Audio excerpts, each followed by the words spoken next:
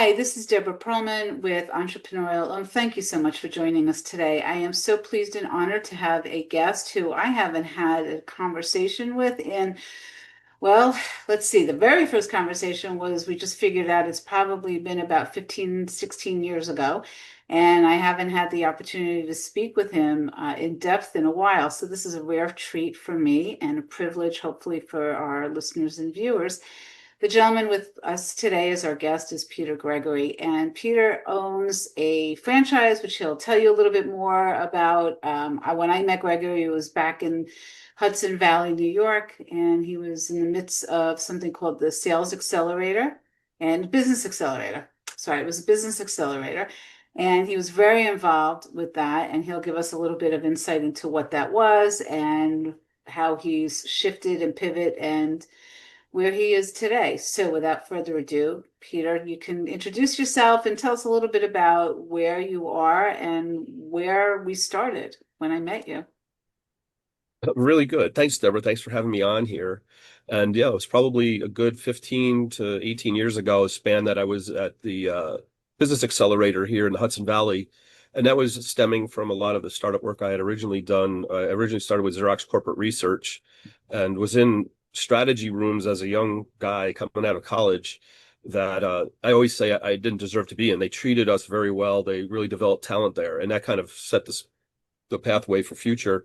I ended up with small startups coming out of there and ended up consulting back to startups for raising capital and developing markets. And the accelerator where we met ended up being a really great networking opportunity for us. I think we were all in touch with each other. There was quite a large group there. We were having weekly network meetings in person. This is well before, pre-COVID time. And yeah, I mean, in that, even where I ended up here today with First Choice lends itself to the people that we all were connected with through that network. So a big, statement there for business networking as a good way to stay in touch and develop your career. Yeah. Yeah. So thank you for that. So let's just jump in because I'm really interested, and I think that a lot of entrepreneurs and business owners are going to get a lot of value from the conversation. If we start with where you are now and exactly what are the services that you provide, let's start there. So what I'm working on now stems from an introduction to business brokerage. Not everybody knows what business brokerage is, and the quickest explanation is it has similarities to real estate, only we find owners of businesses that want to sell and we list them, but we have a really thorough process. It's complete and almost bulletproof, I would say. We're one of the most thorough business brokers out there, and the company in a whole, a national company, First Choice, is growing. We're at a very high growth rate right now. We keep adding offices across the country. Right now, I think we're up to about 110 or 15 offices with about 75 brokers, and I think in total another 200 or 300 agents within that. So we're very thorough. I think we all bring a lot of what we call chops to the table. I have a pretty well-rounded background through finance, marketing, operations, through the different things that we do. And this was really choosing a nice, narrow, defined lane out of all of what can be very ambiguous startup world of entrepreneurship and whatnot. And, I was given a really great set of tools here to help both the seller and the buyer. And quite often, as I'm getting into a listing agreement with a seller, I explain to them on their behalf, I actually build a buyer for them. And that usually has to do with if the buyer has never bought a business before, we put a lot of things in place for them. I introduce them to SBA partners that they can work with, legal counsel. So these are things that they don't come to the table with. And right from the first call, I usually start inquiring with the buyer about this insurance, even out of the network that you and I know that we developed back then. There's people in that network that have taken some business. I've been able to lead them to business in the insurance world. But, basically it's similar to the real estate, and then it departs because there's a lot more financial analysis. Deals take a longer time. And as a comparison, I think that the number may be, and I don't quote me on this, but it's something on the order of 500,000 real estate agents in the United States, plus or minus 250,000. But there's hundreds of thousands of real estate agents, and there's underneath 10,000 business brokers. Right. So that we're very thorough and active set of brokers here at First Choice, and that way I can actually call other brokers in on deals if they can help me out. to get things done. Okay, so I just want to go back for a second because I understand that you likened it, and there are some similarities to how real estate is done and how what you do, but I really there's a very clear delineation here, and I want to make sure everybody understands that. You actually help the sellers sell their business. So we're talking about valuations, we're talking about all of the background stuff. Is Oh, that absolutely. okay? Yes, in our own process right now, our model is that when we take on a seller, they understand that we're coming in as a partner. We don't take fees until the closing. So upfront, the first thing that we do is give them a very thorough financial analysis of where we think that the listing price should be. I mean, we follow trends. Every 3 to 6 months, there's a trend. We had a slow beginning of last 2024 because of the election year, then a blast afterwards, and then it kind of evened out a little bit right now. And in fact, you and I are here talking a little bit after the Labor Day, and there's a Labor Day effect in our schedule, and it's become obvious to me now that it's many people's second wind for their New Year's resolutions. I call it New Year's resolutions 2 is Labor Day, and we just had a big influx of buyers literally shopping over the Labor Day weekend. But the similarities, sometimes there's real estate involved with the deals that we do.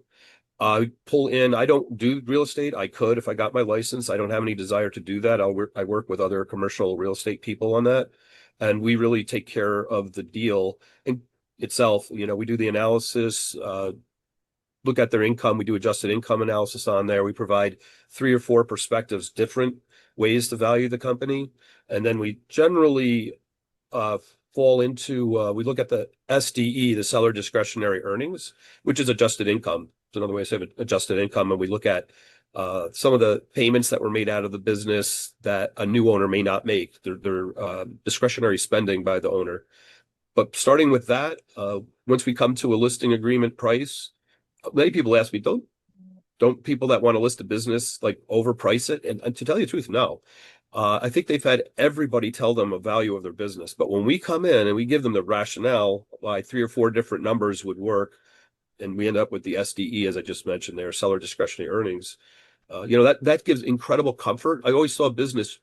I love business interactions where what you're providing is relief. And the first thing is relief. They finally have a number that somebody didn't charge them $25,000 to come up with that really stands. I think it's in our company, the average is something around 90. What we get for the closing price is 90% of the original listing price. We're very accurate. We're very analytic, unemotional most of the time. And that is, I always love looking at what relief we provide. When you look at your value proposition, so much of it is just the point where they finally had somebody tell them if they were to go redo, use a second source or second opinion. Hopefully they use the similar methods that we use. But as I said, it shows up in the fact that our average is 90% of the original listing price is where we close on. For the business, not the property. And sometimes, well, For the business. if the business owns the property, then that's also part of it. Have you sold businesses where they didn't own the property, but they were selling their business, maybe their equipment? What does that look like? That's actually more common to the things that I have sold. I just sold a heating and plumbing company, and part of the transition was the owner, one of the caveats or needs of the buyer in the deal was they had to locate a new place to put the company. And they were successful. They found a great economically, viable place within the service area of that plumbing company. It turned out it was actually closer to the tech staff, and the tech staff were quite happy about that fact that when they showed up every day and left every day, that had a shorter ride and whatnot. So the real estate, there's 2 different ways of maybe looking at real estate. One of them is integral to the business, and the other one is ancillary. And you might have a bagel bakery deli, for instance, and the owner of that's selling the business, but they're also selling the building, and they're not making that one deal. So it's not really critical to the. I mean, it's critical that that's where someone opens a deli up, but it's not in a real estate sense critical that anybody could buy that and it's fully occupied with other tenants, something like that. So, all right, I want to go back for a minute. So when we were back in the sales accelerator, there was several companies that they were, what did you call them? They were pods. What were they? Oh, incubators. It was an incubator.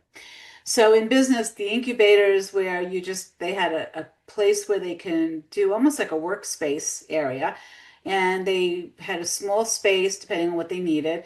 And they had somebody answering the phone. They had access to a conference room. It was kind of like a WeWork before WeWork became a big thing, right?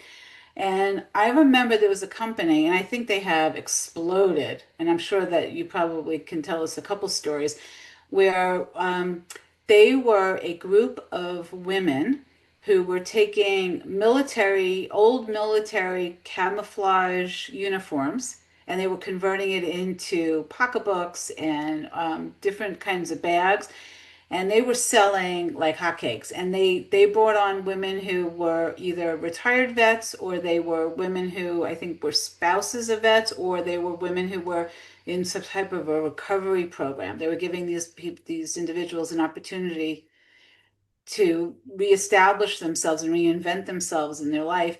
And so that I know is one very big success story. Is there anything that stands out to you as just a I heartwarming? believe that that's right. Part of an incubator, accelerator, or something like that. They graduated and then have their own location. You can't quote me on this because I haven't been in touch with them, but uh, that they were successful. Our uh, the incubator was actually on the grounds of Stewart Air Force. Yep. But well, I always call it Stewart Air Force. It's Stewart International Airport. But I do mention that it has a military component. That's why there's a nice connection here in the area. Plus the fact that we have West Point not too far away, right in our midst here. Those two factors there, create some kind of military presence, population here. So there's an affinity for that kind of business. Another business in the incubator, the one gentleman was retired helicopter pilot from the Army, went to West Point, and his partner in business was actually had entered the reserves at age like something like 55 as a JAG. He's an attorney, and the two of them started a company. Same thing. That was the second company that was based on hiring veterans. And so that was really great. I like that. We were right on the grounds of an airport, so if we saw the action of the military airplanes going in and out during the day and whatnot. So it's a nice nod to the military that we had those things in place in the area for them to get some work and get into the workforce. So you have the incubator, that premise where it's a support and like you're saying, so when you have a business that someone's looking to buy and they're interested in it, I mean, what are the requirements? Are there minimum requirements for you to help a buyer to buy a particular business? The official title was an accelerator, but it's equivalent to saying an incubator. And accelerator is a good way of looking at. We had people, anybody that came in. I think we had probably about 15 tenants, and then probably 50 to 60 virtual tenants that use it as their address for their business, that would come in and for the different services. Like we would have the networking, for instance. Like when we did have networking, was to their benefit. Each throughout the country, I've spent quite a bit of time, a decade, pretty close to incubators and accelerators. There's different models. Ours was focused on job creation. Specifically, it wasn't from, there are some that are incubators that are owned by investors, and they want to see some of their client companies. It's kind of a private incubator, and they hope that some of their companies will pay out later on. But in our case, the payback would have been jobs and construction. They were looking for businesses to plant themselves in the county. It was a county initiative, if you Right, will. Yeah, and that's where I that's came forgot from. that that was part of the Orange County leadership, the end of that. Okay. So, all right, in terms of what you're doing today,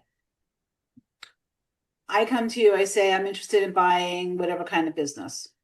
How do you vet me as a truly qualified and potential buyer?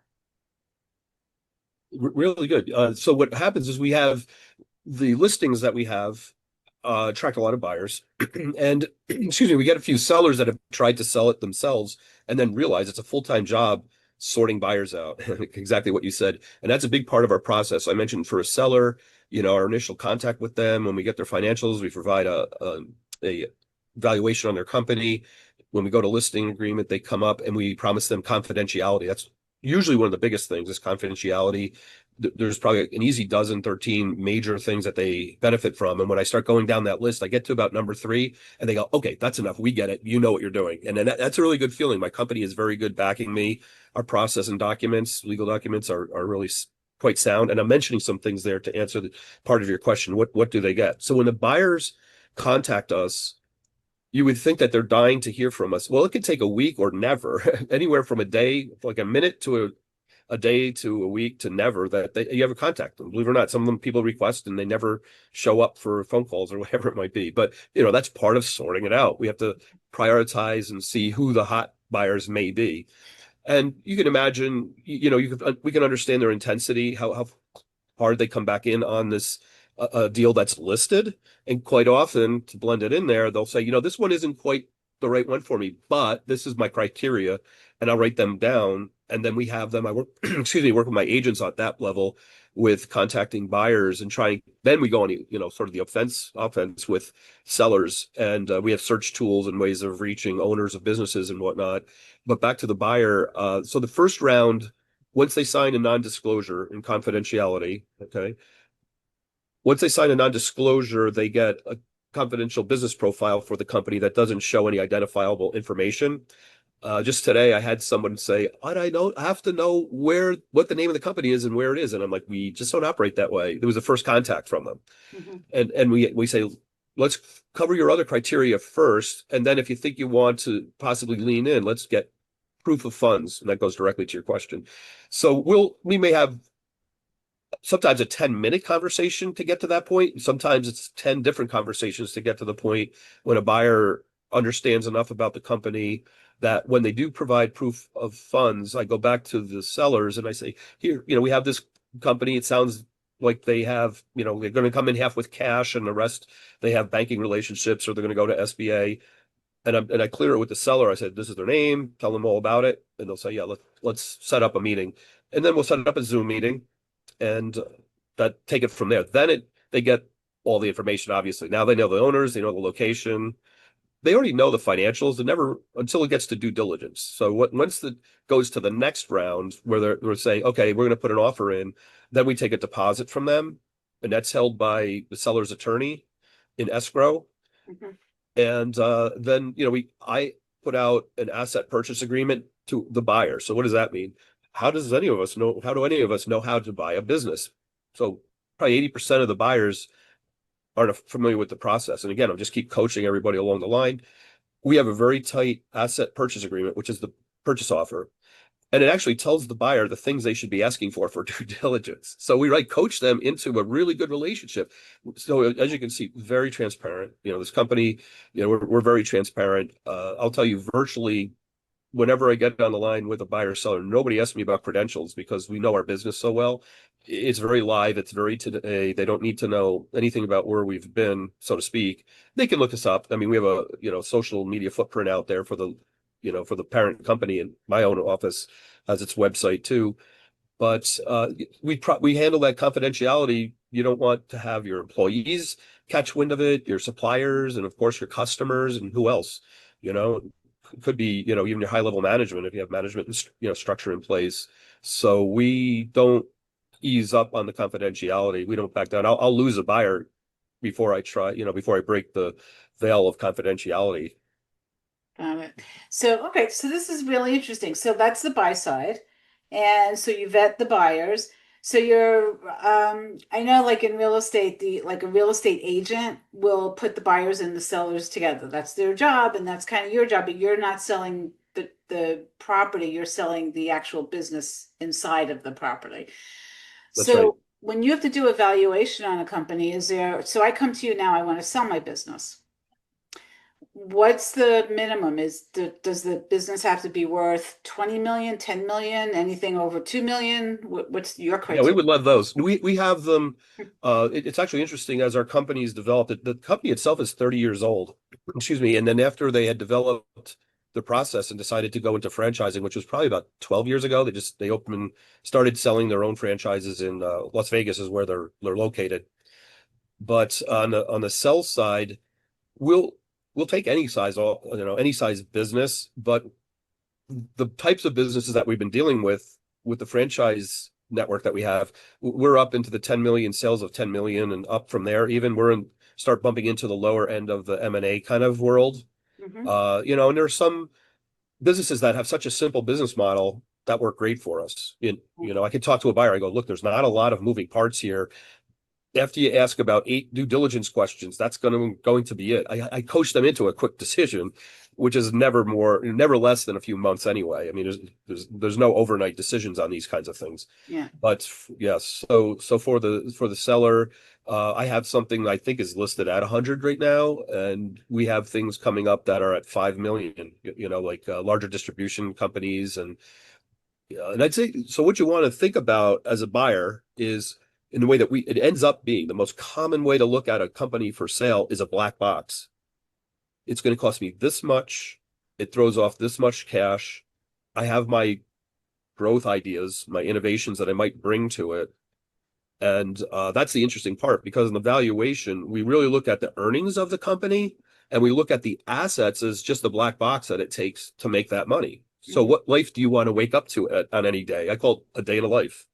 I have a geese company, for instance. Okay, this is a good one. A geese company? Yeah, this is a geese chasing company, geese management, wildlife management, Get humane out of wildlife, here. Okay, I'm right? gonna have to look them up. This is awesome. Yeah, right. And it's the second one I've had, believe it or not. Wow. But they know each other, and we did a great deal with them last year. The first one on Eastern Long Island and Westchester County had a really corporate approach to things, and you would think that something as almost uncontainable as wildlife like that, but they really constrained all the risks and variables of the company, and we sold that for a great profit to the owners. And Nice. so someone in the system of chasing geese, we have another one for sale right now. And Deborah, I'll tell you, who do you think would call on that? You would think, outdoors people, that the executives. All we get are executives, mainly out of New York, going, Oh, the I got to get commercial away from my buildings. screen. Yeah.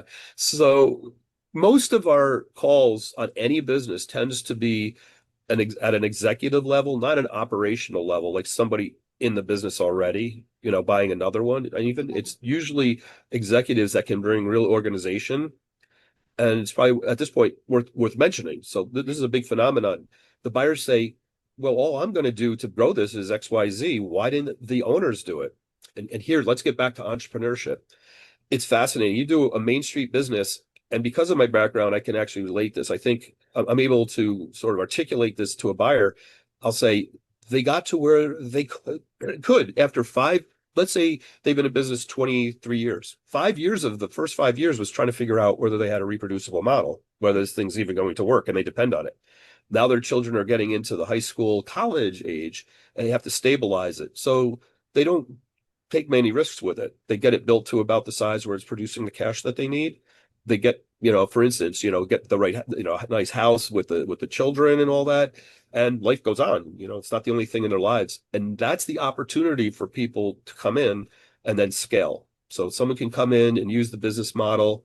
One example is an esports company I have right now. They're the only surviving, thriving one of dozens that tried to start out in esports and their models didn't work. And this one, they what they're really selling is the model. It's a black box, if essentially for somebody to come in and then they can take that model and just do footprints. They have the ability to scale. They have borrowing power and partners with cash, and they can scale. It's just footprint, just drop it in many more places now that they know what the business model is. That's so interesting. Some crazy businesses. So I just want to go back for a second because you said two acronyms. I just want to make sure that for most of the listeners, I'm sure they know what it is, but I don't want to assume that everybody does. So first of all, the SBA is Small Business Association, and they're there to help entrepreneurs who are just starting out or small businesses that want to grow. They'll come up with the loans. They'll do a lot of training and coaching and mentoring. And most of the time they don't charge. And if they do grants, some states and towns have SBAs that do special loans and grants.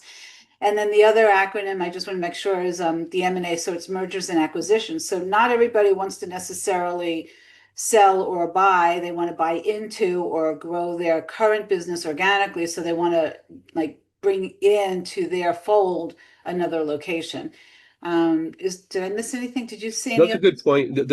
So for all that I'm involved with the Small Business Administration, they offer loans. And so we just watch the rates. Our company, we actually have um, one of our brokers spent a good time as a rock star doing SBA. He was a loan officer for one of the companies, a national level SBA lender, and he keeps us in touch with exactly like the top 5 to 10 brokers in the United States. He'll tell us, I can give him a call and say, I've got this new deal coming up, and he'll tell me who to go to. That's how good we are inside our company to be able to help our seller. We're really helping the seller, we're helping the buyer.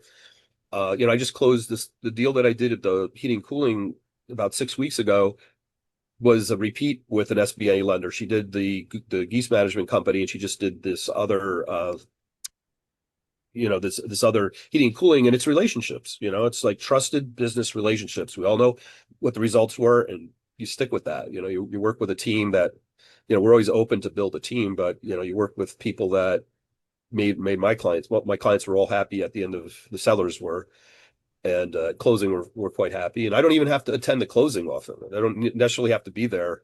It's kind of a nice thing, but you get a little nervous when you're not at the closing. You just make sure everything goes right. Yeah, you just want But to be. so the SBA lends money, and you have to put up some collateral. If you are a business buying a growth business in the same area that you work in, you can get 100% loan on it from SBA. One of the deals that I did was a 90% loan. The buyer was that strong financially, professionally, leadership, and all those kinds of qualities that they financed 90% of it. When I heard he was going to try that, I stood by and watched. I want to see if this is going to happen, but it worked. He You went actually through. had the clout to get a 90% loan on the business. No, good for him. Yeah. Okay. So, all right. So we only have a couple minutes left. I just wanted to ask you this burning question. What's been the most challenging experience you've had, and what did you learn from it?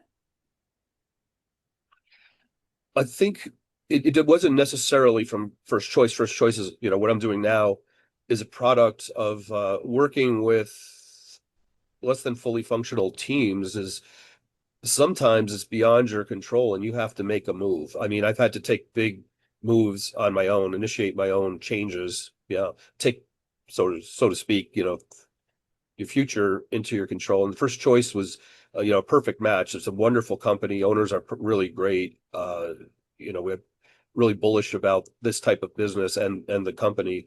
But, I've spent long periods of time trying to build things that evaporated, things shifting underneath your feet, either the economy or the high executive team might have changed on something, and the mission changes in the middle of while you're working really hard on one goal, and the goal gets changed. I think that's at this point I've finished up 4 decades of work. This is my first year of my fifth decade of work. So yeah, I do look back at these things, and that's how I ended up where I am right now.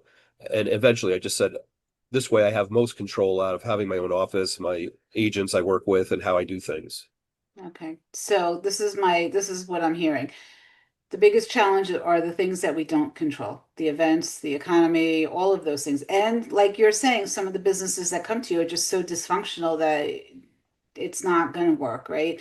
So being able to pivot and shift, I think is, Absolutely, land on your feet. yeah, And networking, here we are. I mean, 15, maybe 15 or more years later, we're still in a network there. That was, an interesting concept in an area that was underserved by networking, I think.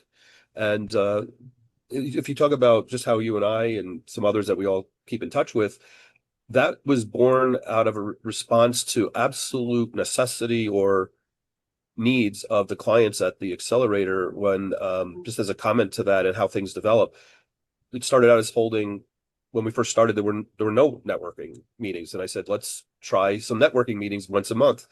And then it went to once a week because we had so many people that wanted to come in and talk to our clients and talk to each other. And to that point, it ended up being marketing. Sales and marketing was a real weak point. The types of companies that you get, somebody new, somebody that's an entrepreneur has really big strengths. It's kind of like somebody, there's a kind of a running joke about they skipped leg day. I don't know. It's like someone really developed their upper body. They're really good at something, and they've never worked on their legs. That's what it's like. Is they come in with so many strengths, and I treat my agents the same way. They come in with so many strengths. Let's make that work, and as needed, we'll fill in the rest. And to that point, those weekly meetings ended up, every single one of them was around marketing. I was bringing in all the different marketing groups by Zoom or in person there. We were doing some distance at that time. It wasn't Zoom. I forget what system we had back then, but whatever we were using, we would have some remote marketers and advertisers in every week, and we still drew an in-person crowd there for those. Yeah, I already did a couple of those trainings on site, and I actually have a picture. I think the room was orange. That's right. Yeah. Uh, Orange. I yeah, Orange remember. County. Yeah. Yeah, I have that picture in my portfolio. That's so funny. That's how we met. We met, That's we good. networked, and I got That's invited right. to do the training for your business owners, and it was a great Yeah, experience. So, absolutely. all right, so one last takeaway, gold nugget thought that you want to leave with everybody. I think that new beginnings are really possible. Breakthroughs, I use this word quite often, is breakthroughs, is line up your strengths for breakthroughs. You know, you're doing, might be doing well, or maybe you're not doing well, but frame up what the picture of a breakthrough is. And that's why I try to offer my companies a big leg up in those areas where they haven't been working on their legs much, and you try to just backfill them until they develop the strengths. But you know, you have to take big leaps sometimes. You know, go for the end game. Go big. Yep, go big. Yeah. Okay, and if somebody wants to get a hold of you and ask you for your advice or consultation, or if they have a business that they want to buy or sell, how do they get in touch with you?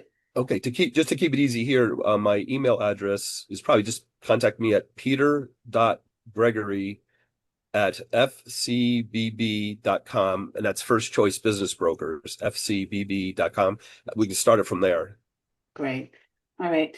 Peter, thank you so much for being with us today. My name is Debra Pearlman. This is Entrepreneurial Oomph. I am so thankful and appreciate that you've tuned in and that you're giving me space in your life, your day. And I wish you all a really great, fabulous week. Until the next time.